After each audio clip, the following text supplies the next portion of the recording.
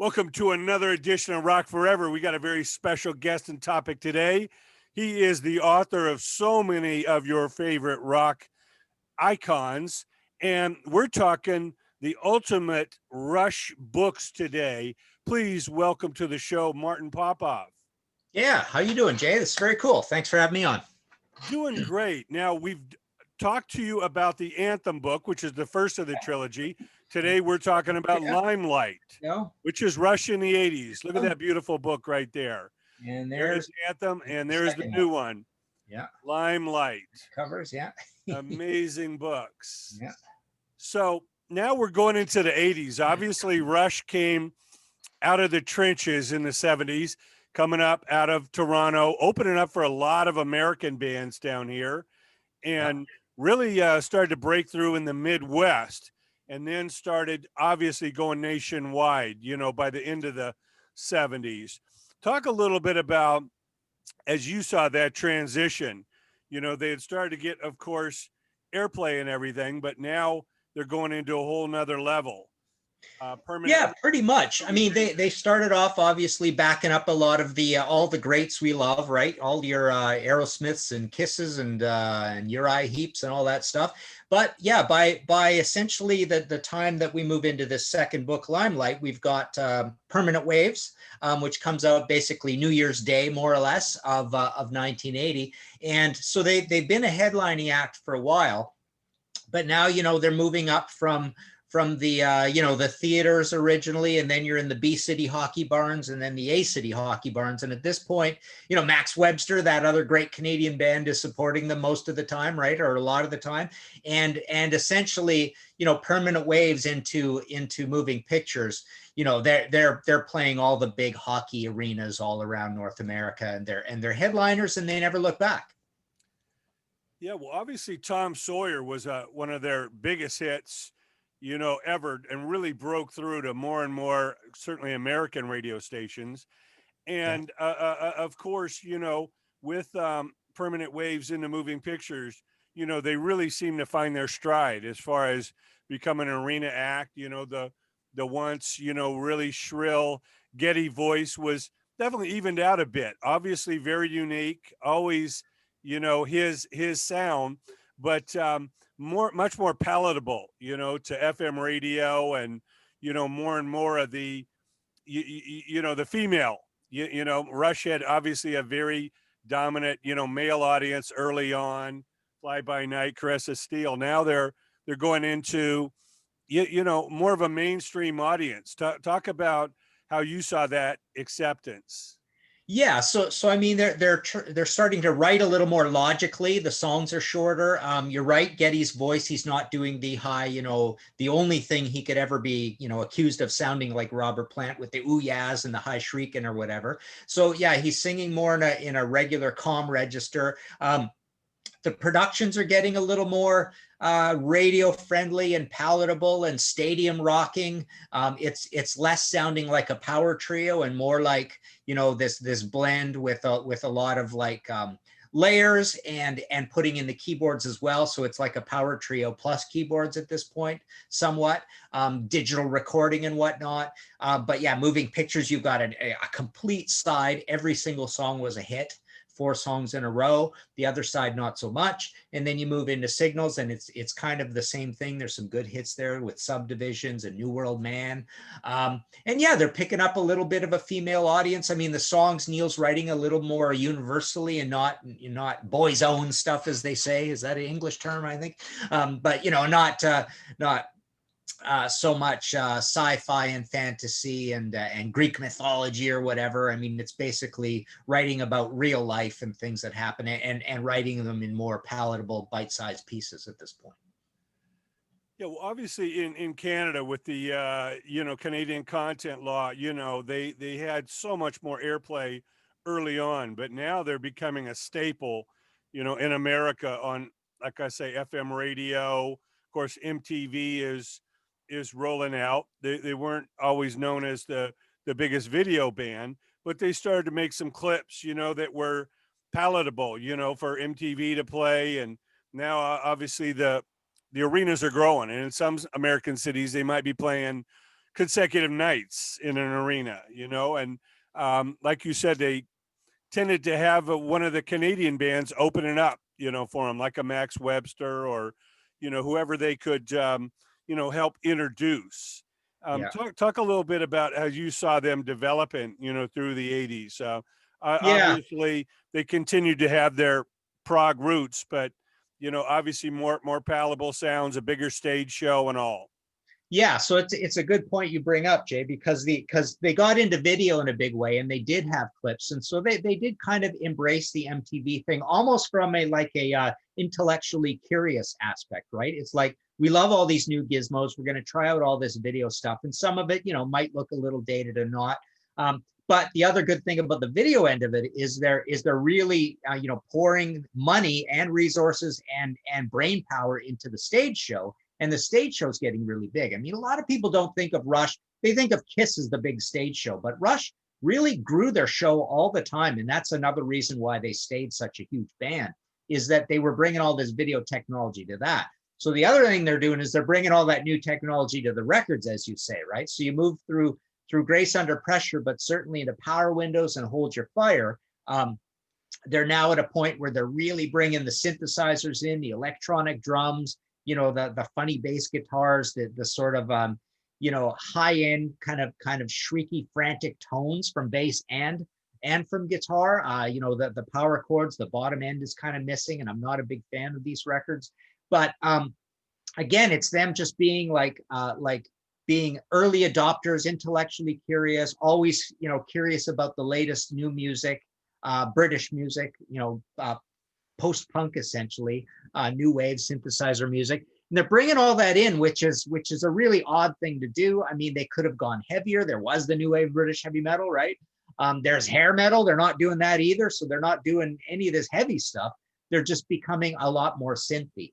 And again, it's them being, you know, it's kind of biting them in the butt a little bit because they are early adopters. So they're paying a lot of money for all this stuff, and they're getting kind of the cheesier sounds, and they're enthusiastically using it.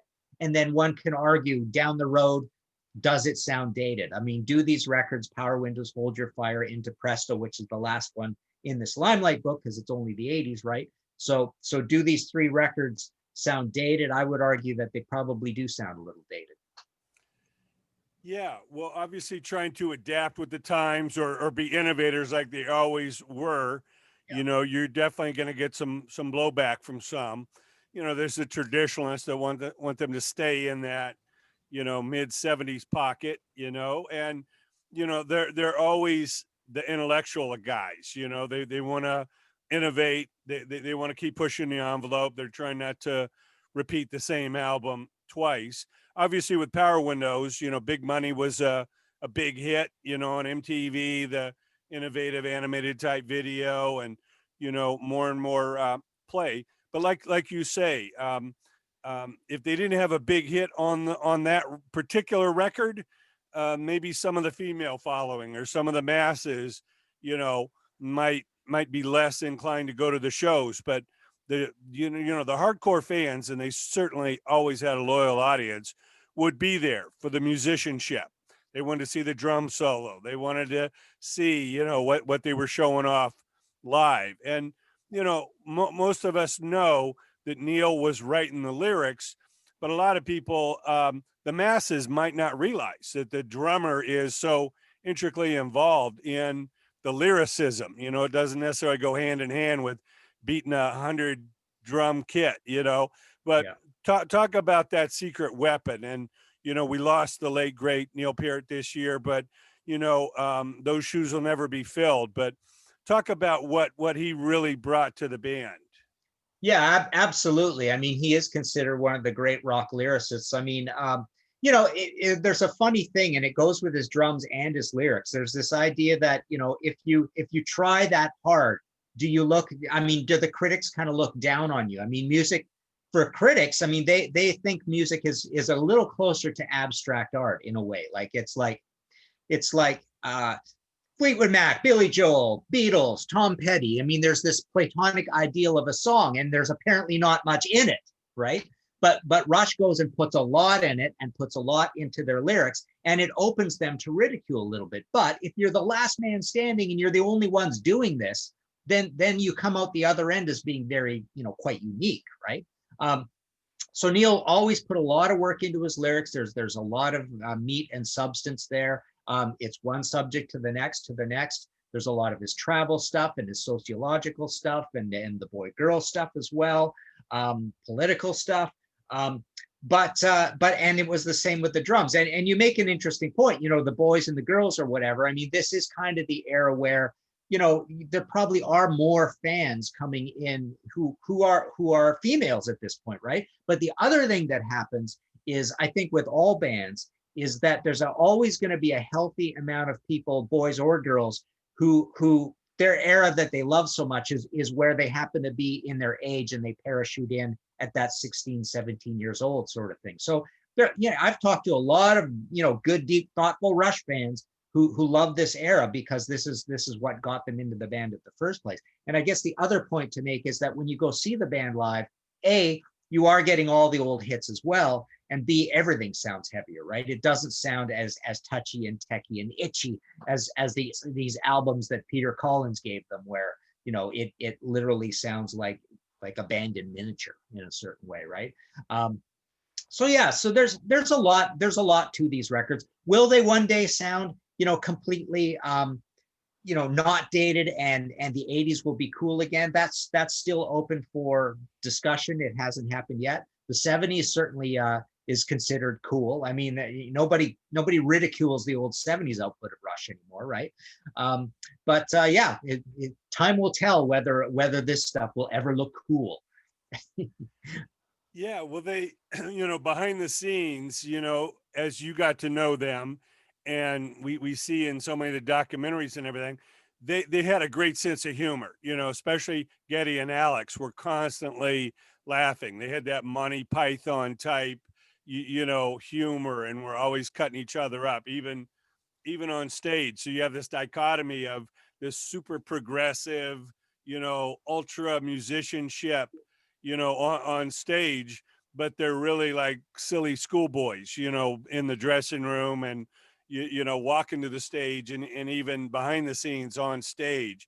Do you think some of that balance kind of, kept it fun for them? They're known as these super intellectuals, but they're really, buffoons in a sense, having a gas, behind the scenes. Yeah, absolutely. And it kept that loyalty, and it kept them not, punching each other out kind of thing. I mean, this was a band that literally was the same lineup since the second album. They made one tiny change at the beginning, and that's it, right? And it's the same with The Office and their management, with Ray managing them since he was like 16 years old, in 1972 or whenever it was, 73, like literally before the first album, which is 74, right up to the end, right? So, and a lot of people in The Office the same. The Office is in the same place it always was.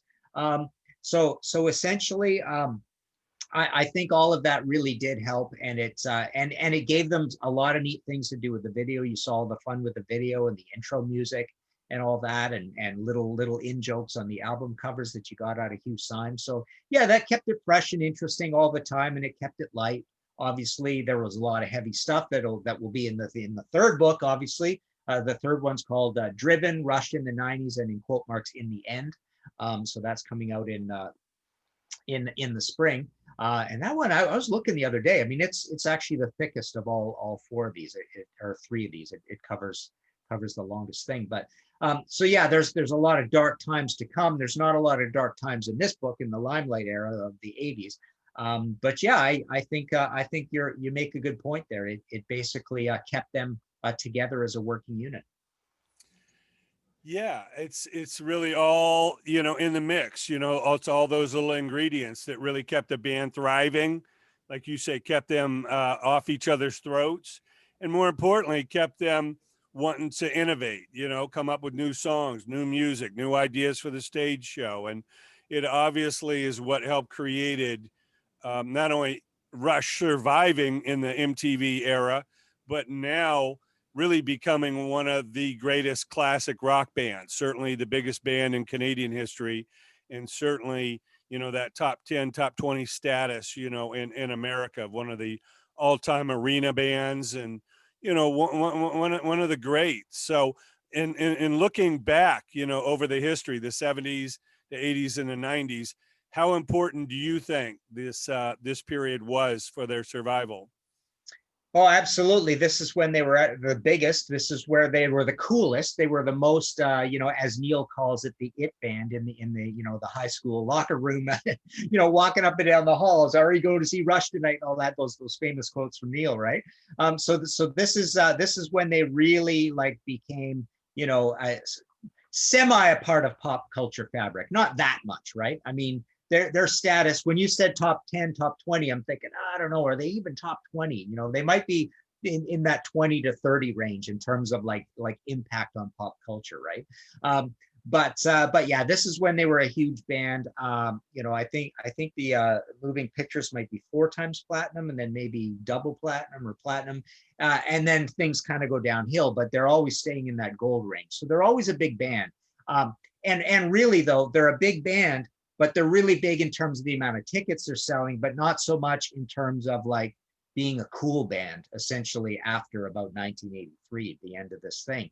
They're essentially a big cult band at this point because they're still selling lots and lots of tickets, but they're not really in the conversation so much in terms of like how valid this new music is, because they were considered too old and too nerdy to be part of English pop music, or part of the critic. I mean, the critics were not liking this stuff either, even though they're not making progressive rock and they're not making heavy metal anymore, which are the 2 biggest enemies of the critics. But what they're making isn't satisfying the critics either. Certainly. Well, a great era and a great middle book for your trilogy. Hold that beautiful cover up again. Right. There we go. Limelight, Rush in the 80s. I just got a new stash of these in, so you can get these at MartinPopoff.com. And I do have let me see if I can grab these. How many do I have left? I've got these nifty little bookmarks that ECW made up as well. So I've got a few of the Anthem left and a lot of the Limelight left. So I'll be popping those in and signing them for anybody who orders it from MartinPopoff.com. Absolutely. Well, we support all that you do, Martin. Please order your book from him right now. Anthem, the 70s, Limelight, the 80s, your favorite band, Rush. Get them while they're hot. Thank you so much, Martin. We definitely look forward to going into the 90s and all that on the trilogy. Can't wait for our next conversation. Thank you so much for joining us. Thank you, Jay. Okay, so I'm going to send you a new link right now, and we'll jump back on in less than 5 minutes. Okay. All right. If that's the way you want to do it.